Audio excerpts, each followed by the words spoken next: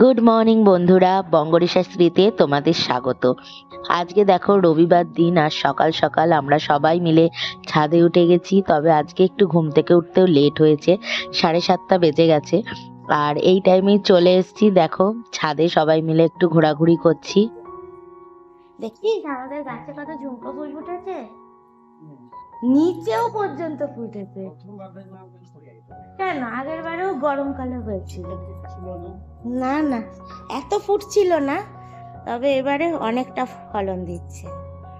সেই মনে আছে 50 টাকায় কিনেছিলাম, তুইও ছিলিস না বাজার করতে গিয়ে? হ্যাঁ, উঠছিল না, এখন প্রচুর ফলন দিচ্ছে।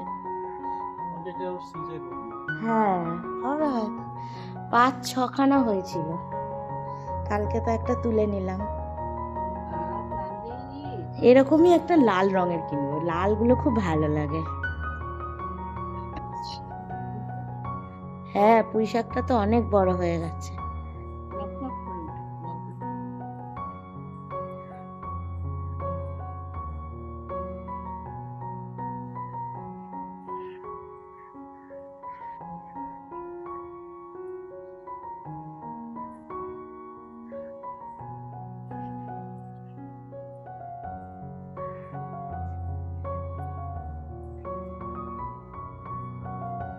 হুম,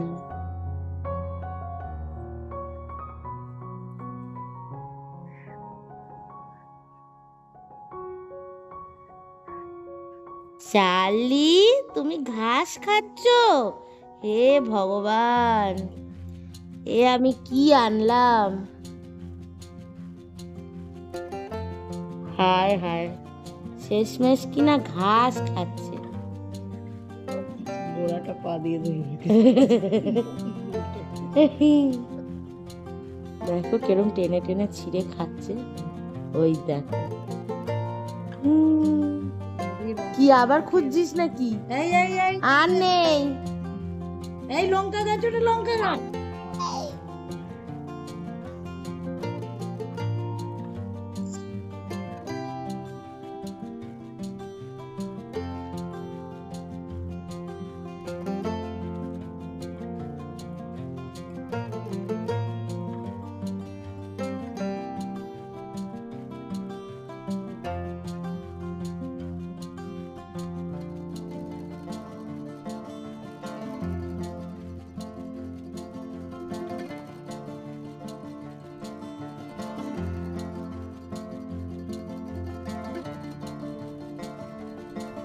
এই যে দেখছো এতগুলো সবজি কাটা হয়েছে, আজকে কিন্তু আমাদের প্ল্যান হচ্ছে পান্তা খাওয়ার।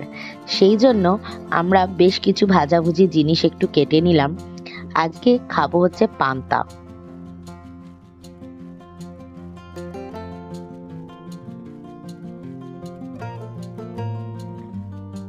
এদিকে আমাদের সবজি কাটা চলছে, আর ওদিকে দেখো চার্লি ওর কাজ করে যাচ্ছে।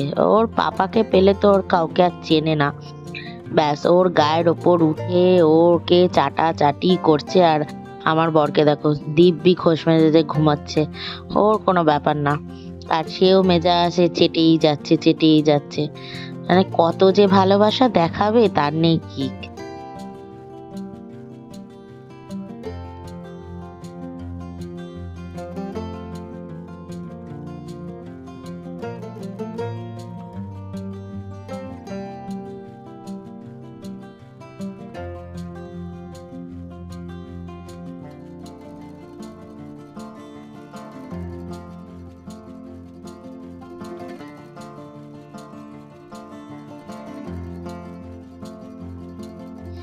চাটাচাটির পর্ব শেষ, এবার দুজনেই দেখো ট্রেনে ঘুম দিচ্ছে।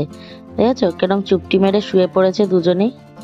আর এদিকে দেখো আমাদের বাড়িতে ওই মাছ আলি আসে না মাছ বিক্রি করতে, সেই মাসি চলে এসেছিল। বেশ অনেক রকম মাছ নিলাম, ছোট ছোট বাটা মাছ নিলাম।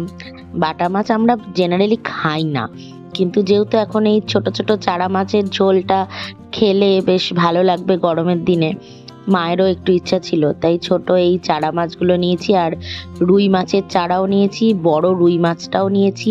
আর ওর কাছে অল্পই একটু চিংড়ি ছিল, সেটাও নিলাম। এদিকে দেখো আমি মাছ নিচ্ছি, আর ওপরে দেখো আমাদের চার্লি ওই ব্যালকনি দিয়ে কেরম আমার দিকে তাকিয়ে রয়েছে। ও নিচে আসতে পারছে না, ওকে গেটটা আটকে দিয়েছে, ওপর দিয়ে তাকিয়ে রয়েছে। দেখো এই বড় মাছটাও নিয়েছি।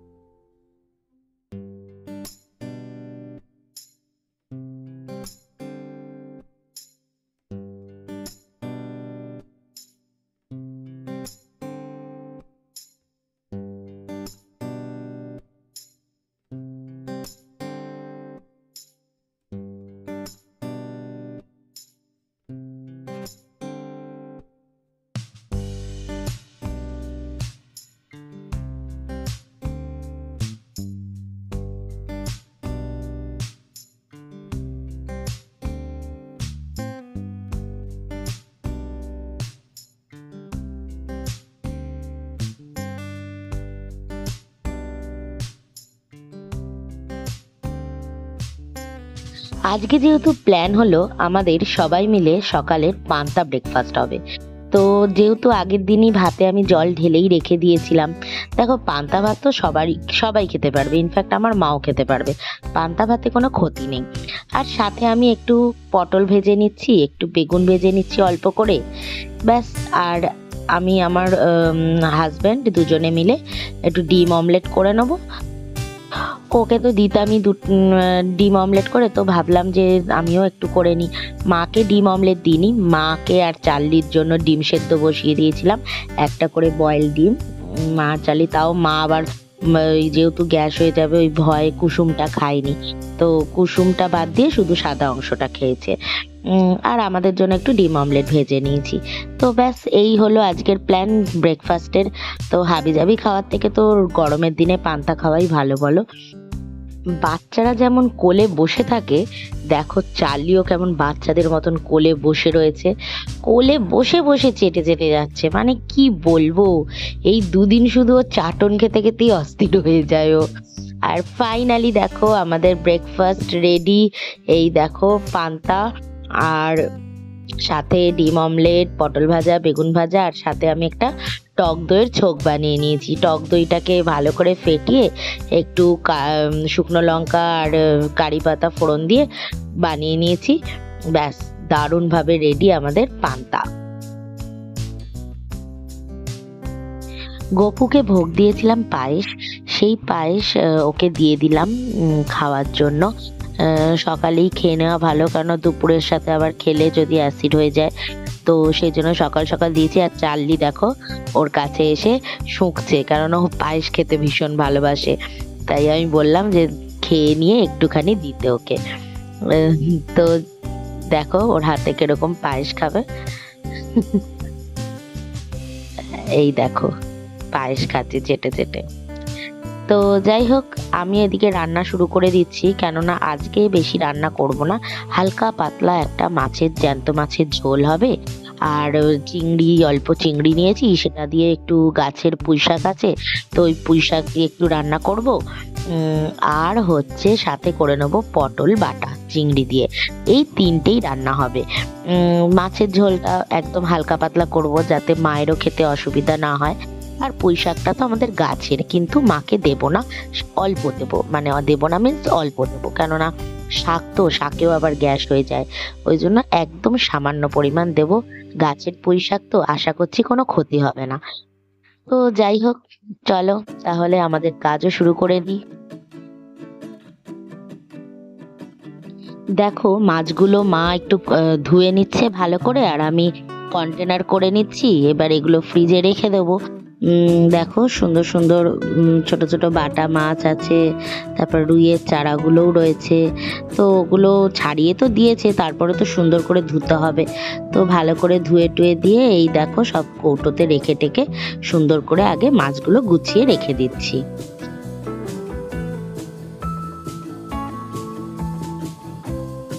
মাছগুলো দেখো হলুদ নুন দিয়ে ভেজে রেখে দিলাম, আর কড়াইতে একটু পেঁয়াজ দিয়ে দিলাম। পেঁয়াজগুলো ভাজা ভাজা হয়ে গেলে তারপরে আমি এর মধ্যে একটু টমেটো দিয়ে দেবো ছিঁড়ে।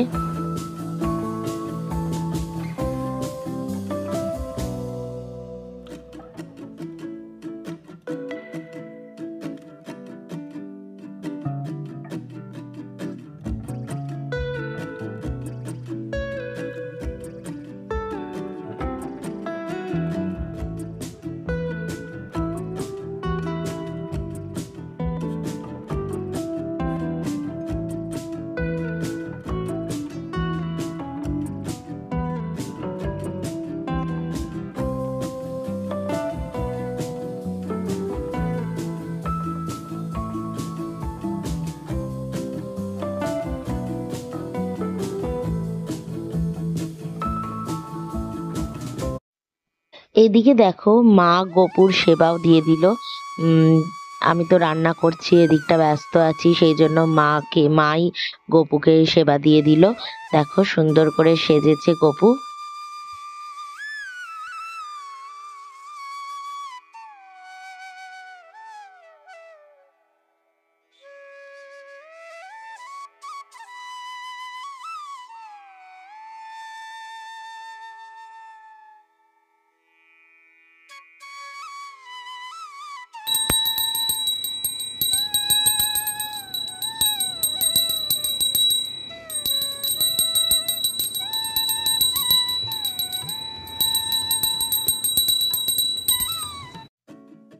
ওদিকে তো মা গোপুর সেবা দিয়ে দিল, মা ওর জন্য ভোগ বানিয়েও দিয়ে দেবে। আর এদিকে আমি দেখো চিংড়ি কিছু ভেজে নিচ্ছি। আমি পুঁই শাকের চচ্চড়িটা বানাবো, আর ওই পটল চিংড়ি বাটাও করব।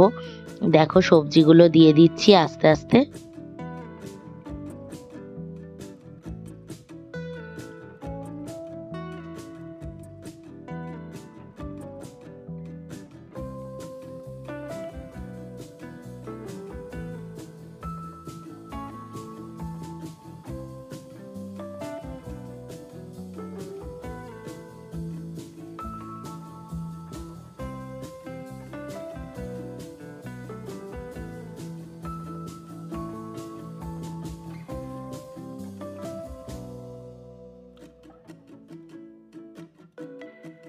এটা মাছের তেল, টমেটো খালি আছে, পেঁয়াজ, টমেটো, যে তেল দেখে ভয় পেয়ে গেলি।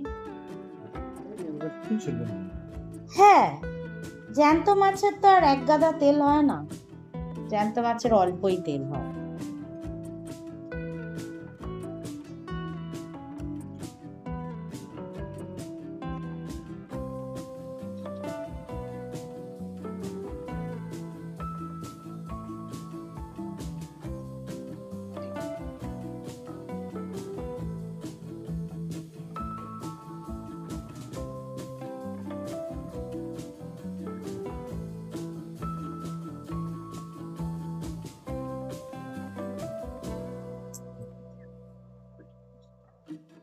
তুই বসে পড়, বসছি, কিছু লাগবে কিনা তাই বলি। ভাতটা শুধু কাছে নিয়ে বসি, যদি লাগে তো।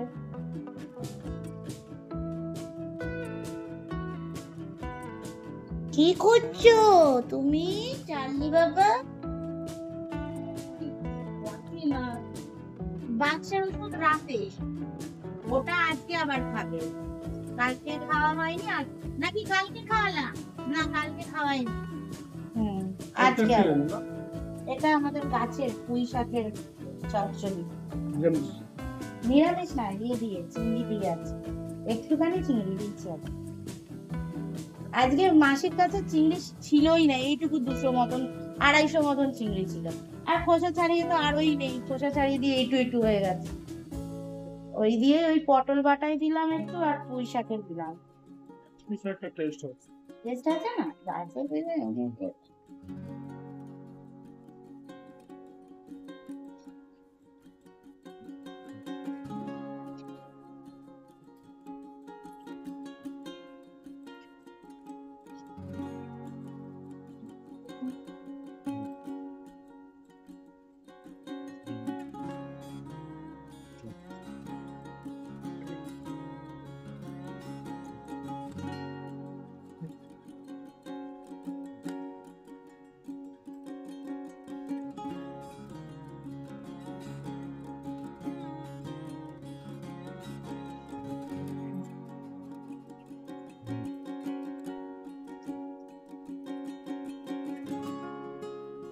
টি শার্ট দেবো?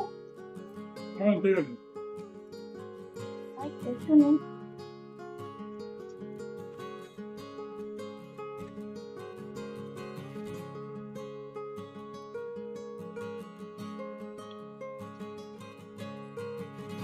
আমাদের চার্লি বাবাজিরও খাওয়া হয়ে গেছে, টান টান হয়ে শুয়ে দেখছে।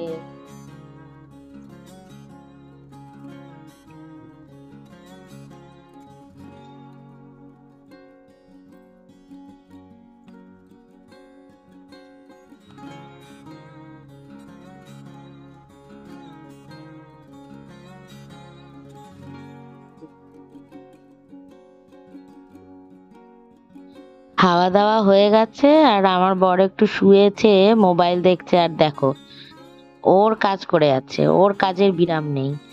মানে বুকে হাত দিয়ে মানে কি অবস্থা। এই 2 দিন আমাকে একটুও জ্বালায় না, আমার কাছে আসেই না। ওর পাপাই সব, একদম আসে না আমার কাছে। আর দেখো, দেখতে দেখতে সন্ধ্যা হয়ে গেল, এখন চলছে মাসাজ পর্ব। দেখছো কিভাবে পাপার কাছে শুয়ে রয়েছে, দুটো পায়ের ফাঁকে, আর মাসাজ করে দিচ্ছে আর ও মাসাজ নিচ্ছে। অবস্থাখানা দেখো শুধু দুজনার, এই চলছে। তাহলে বন্ধুরা, আজকের ব্লগ আমি এখানেই শেষ করছি। আগামী দিন দেখা হবে নতুন ব্লগের সাথে। আর এদের দুষ্টুমি তো চলতেই থাকবে, সাথে আরো নতুন জিনিস নিয়ে আসবো। তোমরা ভালো থেকো, সুস্থ থেকো, আর আমাদের চ্যানেলকে অবশ্যই লাইক, কমেন্ট, সাবস্ক্রাইব করে দিও। তোমাদের ভালোবাসা কিন্তু বঙ্গরিশাশ্রী সবসময় চাইবে। চলো আজকের জন্য টাটা, সবাই ভালো থেকো, সুস্থ থেকো। চলো, গুড নাইট।